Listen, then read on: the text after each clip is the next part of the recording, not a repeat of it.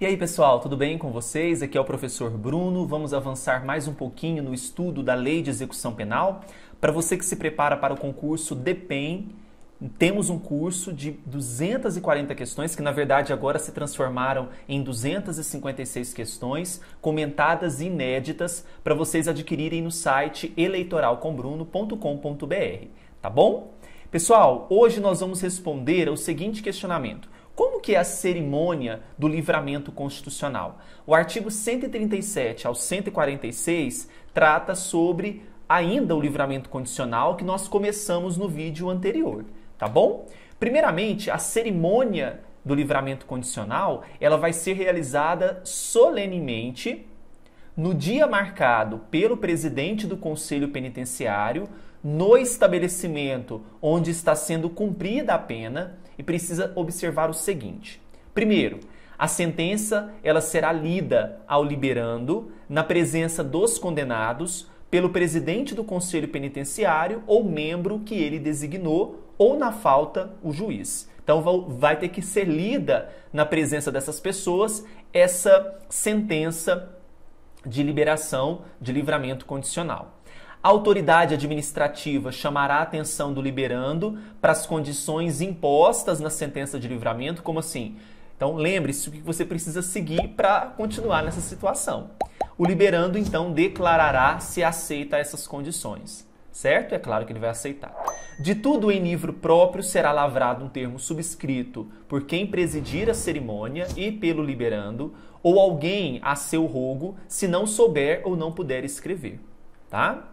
Cópia desse termo deverá ser remetida ao juiz da execução, tá bom?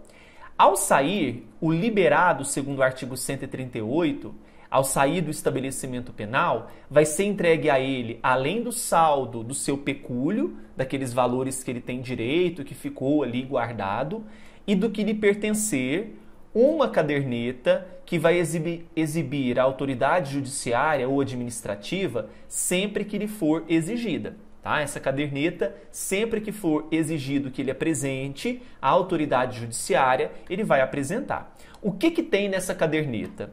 A identificação dele, o texto impresso do presente capítulo, as condições que foram impostas. Então, sempre que a autoridade judiciária assim solicitar essa caderneta, ele tem que apresentar, porque ali vai conter a identificação, o texto impresso no presente capítulo, as condições impostas, tá bom? Na falta de caderneta, será entregue ao liberado um salvo-conduto em que constem as condições do livramento, podendo substituir-se a ficha de identificação ou seu retrato pela descrição dos sinais que possam identificá-lo. Então, é uma outra alternativa para a identificação, certo? Na caderneta e no salvo-conduto, deverá haver espaço para consignar-se o cumprimento das condições referidas no artigo 132 desta lei, certo? A observação cautelar e a proteção realizadas por Serviço Social Penitenciário, Patronato ou Conselho da Comunidade vão ter qual finalidade?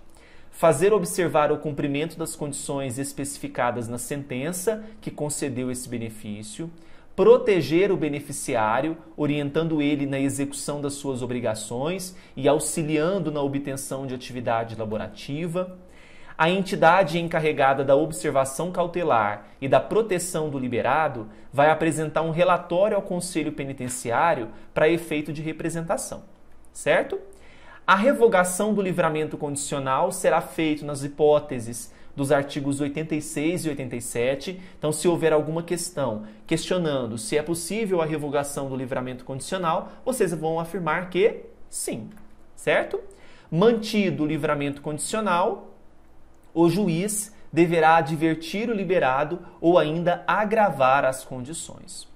Bom, se a revogação for motivada por infração penal anterior à vigência do livramento, computar-se-á como tempo de cumprimento da pena o período de prova, sendo permitida para concessão de novo livramento a soma do tempo das duas penas. Tá bom? No caso de revogação por outro motivo, não se computará na pena o tempo em que esteve solto liberado, e tampouco se concederá, em relação à mesma pena, um novo livramento. Ok? A revogação ela será decretada a requerimento do Ministério Público, mediante representação do Conselho Penitenciário ou de ofício pelo juiz, ouvido ou liberado, sempre ouvido ou liberado. O juiz de ofício, a requerimento do Ministério Público, da Defensoria ou mediante representação do Conselho e ouvido também o liberado, poderá modificar as condições na sentença, devendo o ato decisório ser lido ao liberado por uma das autoridades ou funcionários indicados no inciso 1º do caput do artigo 137 desta lei. Praticada pelo liberado outra infração penal, o juiz vai poder ordenar a sua prisão, ouvidos o Conselho Penitenciário e o Ministério Público, suspendendo o curso do livramento condicional, cuja revogação, entretanto, ficará dependendo da decisão final. Tá?